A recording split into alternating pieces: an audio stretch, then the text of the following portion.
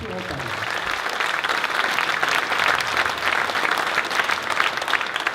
Nous sommes aussi pour une agriculture écologique et paysanne. Ce n'est plus possible.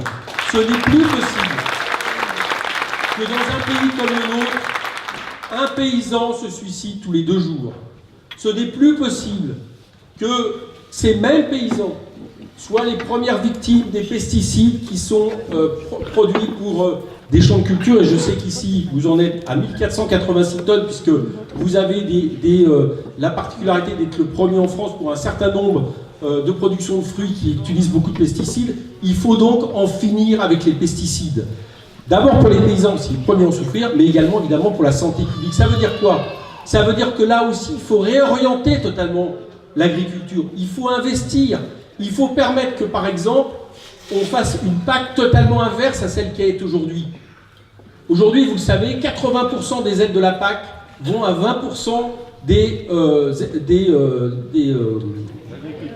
merci. Non pas 20% des agriculteurs, 20% des exploitations. Excusez-moi, j'ai eu un trou de mémoire.